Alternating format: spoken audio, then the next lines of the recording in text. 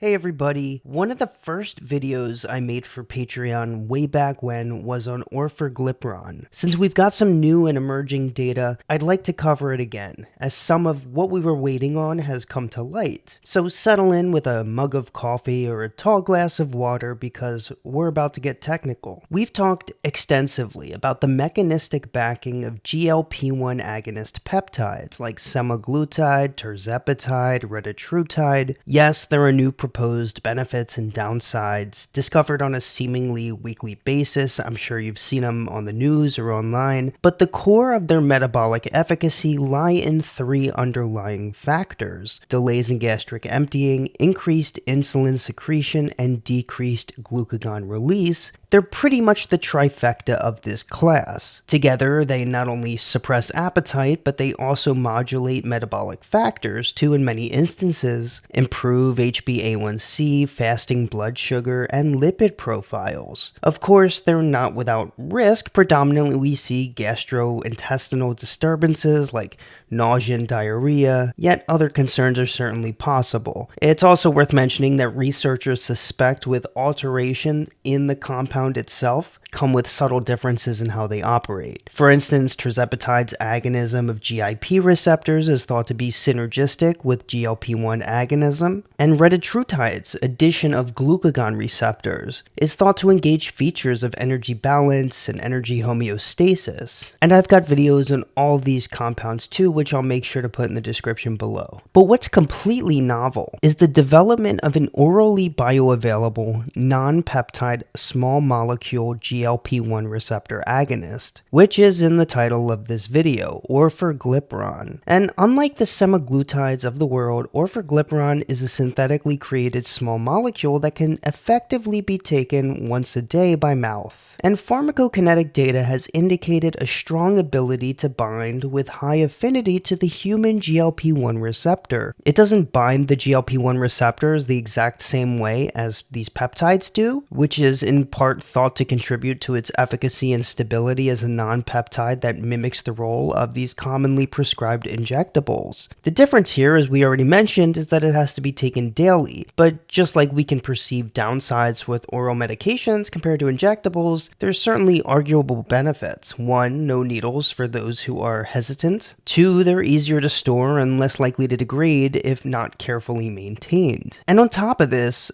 there's an idea that Orforglipron's interaction with GLP-1 receptor is unique, and I want to spend a little time on this without getting too into the weeds. The compound's been seen to favor what's called biased agonism at the receptor, which is most similar to Tirzepatide or Mounjaro. By this I mean that Orforglipron preferentially activates what's called the G protein-mediated CAMP signaling pathway, while minimally recruiting another called beta-arrestin. But regardless, the key takeaway here is that doing so leads to less receptor internalization, and while this signaling feature may lead to more potent metabolic effects, it also may allow the GLP-1 receptor to remain active at the surface for a longer period of time than it would with other medications, favoring a lower risk of tolerance, i.e. there's a lower chance that over time somebody's response would be diminished due to literal accessibility of the GLP-1 receptor. I was trying to come up with an analogy, and I suppose you can think of it like a weird dysfunctional remote. Let's say typically you can't change the channel without engaging the button that slightly lowers the volume as well. In this analogy, the change channel button is CAMP, while the volume button is beta-arrestin. In the Orforglipron model, you can change the channel as you wish without touching the volume as well. I think by this point we've effectively covered the interesting mechanistic features of this compound. Now I'd like to zoom in on the clinical trials because the body of research is pretty large. I know I don't say that often, and by the way, if you're still here and haven't drifted off into a slumber, I'm here to remind you that a like and subscribe goes further than you may think for your small-time peptide and small molecule nerd buddy. I appreciate it. So Big Pharma has understandably taken over investigation of this compound, and as such, the trials are sponsored by Eli Lilly, currently looking at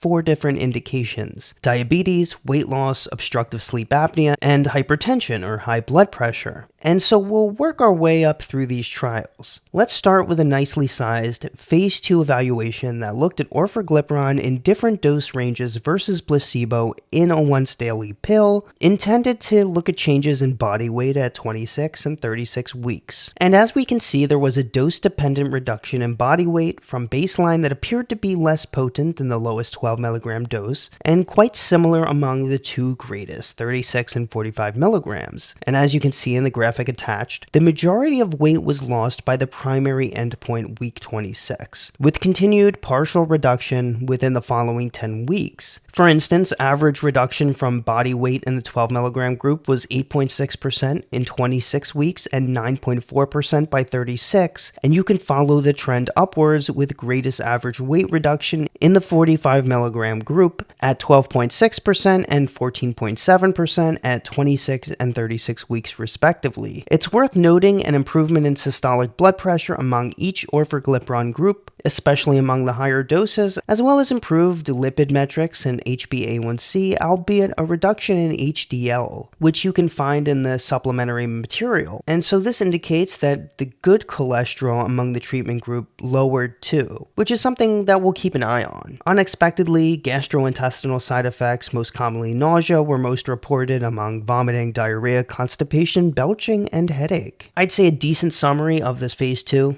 is that once daily oral orforglipron produced a dose-dependent reduction in body weight, improved cardiometabolic metrics, including systolic blood pressure and lipid profiles, but also led to a reduction in HDL and frequent mild to moderate gastrointestinal side effects, with primary limitations being a short trial duration and a relatively homogeneous study population that may restrict features of generalizability, but overall a helpful evaluation. But thankfully, we've got some phase 3 trials that address some of these limitations, and let's spend time on those now. There's one for diabetes and one for obesity. We'll start off with what's called the Achieve-1 trial, a double-blind placebo-controlled evaluation in over 500 participants with type 2 diabetes, not controlled by diet and exercise alone. And it looks primarily at HbA1c, but also body weight changes. It looked at this too. And what was seen was a dose-dependent reduction in HbA1c similar among the greatest doses. However, it's worth noting that the daily dose range over the course of this 40-week trial consisted of 3, 12, and 36 milligrams, rather than 12, 36, and 45 as we just saw in the phase 2. And unsurprisingly, dose-dependent reductions in body weight were achieved as well, up to a 7.6% change in body weight over 40 weeks in the 36 milligrams a day group. We also noticed general improvements in lipid levels, this time with an increase in HDL, which would be more characteristic of metabolic recovery, and by no surprise, GI side effects predominated as well. There were 4 deaths present in the trial, 3 in those being treated with orforglipron, none of which were attributed to the treatment drug or placebo, and there weren't any cases of pancreatitis here. Now, the obesity trial is called Attain-1. This was a phase 3 as well. Over 3,000 people who were obese but without diabetes were enrolled, and it continued for over a year. And over the course of 72 weeks, in the people who adhered strictly to the trial, the 6 milligram group lost an average of 7.8% of their body weight, the 12 milligrams 9.3%, and the 36 milligrams group 12.4%. Those of the treatment estimand, which reflect real-world adherence, were a bit lower but within a similar range. And once again, a significant improvement in metabolic markers compared to placebo, with a dose-dependent incidence of gastrointestinal disorder was observed. What we also noticed, which will come as no surprise, is that with higher doses come higher rates of discontinuation.